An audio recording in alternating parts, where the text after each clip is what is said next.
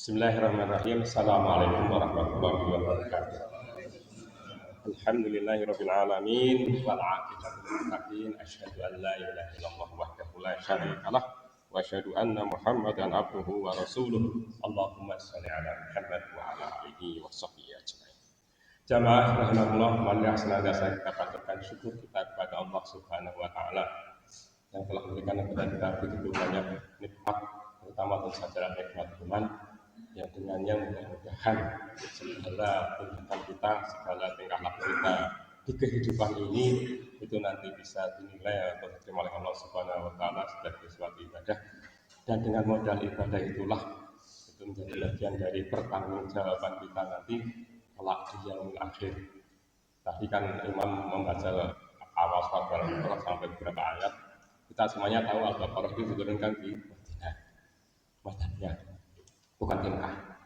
Kan musuh Quran itu kan seperti itu menempatkannya, itu kan kewenangan dari Allah Subhanahu wa taala. Nah, di surat atau di ayat yang ke-28 dari surat Al-Baqarah itu Allah Subhanahu wa taala berfirman, a'udzu billahi minasyaitonir rajim, kaifa takfuruna billahi wa kuntum amwatan fa ahyakum summa yumitukum summa yuhyikum summa ilaihi turja'un. Jadi mengapa kalian kafir? Padahal pada awalnya kan kalian itu kan mati kan sebelum janin itu ditiupkan roh saat kandungan ibu kita masing-masing berusia sebelum 3 bulan atau 120 sebelum 4 bulan 120 hari itu nggak ada tanda-tanda kehidupan. Itu kita akan merasakan seperti itu. Setelah itu ada tanda-tanda kehidupan itu meskipun masih di dalam kandungan. Nah, terus lahir. Nah, terus kemudian kan berkembang terus usianya, dan kalau kalian lihat di sini kan sebagian besar dari kita di sini kan sudah pada usia mukallaf, usia di mana segala tindakan itu selain dicatat itu juga harus dipertanggungjawabkan. Terus kemudian summa yumitukum, inilah ya. Kemudian kita akan menghadapi kematian. Summa yuhyikum summa ilaihi turja'un. Kemudian dihidupkan dan kembalikan kepada Allah Subhanahu wa taala.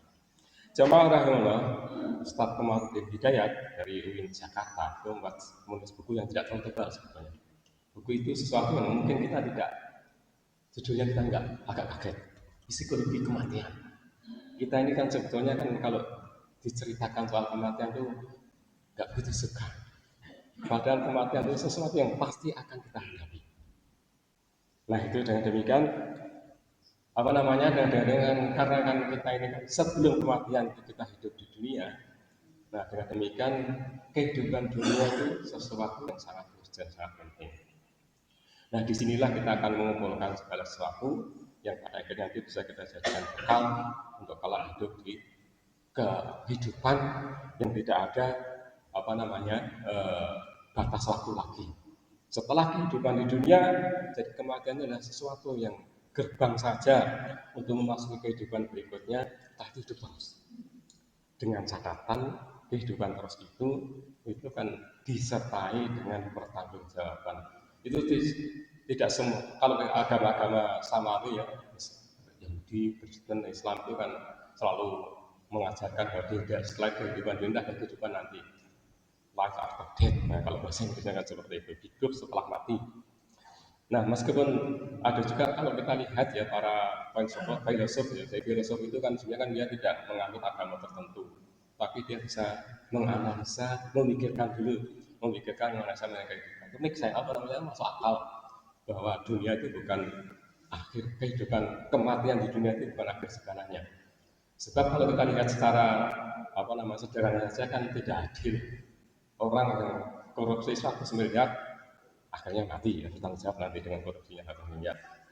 Orang yang korupsi 100 triliun juga mati, bertanggung jawab dengan 100 triliun. Apakah sama? Kan tidak. Nanti kan catatan amalnya itu kan berbeda yang akan ditanya oleh Allah Subhanahu wa taala.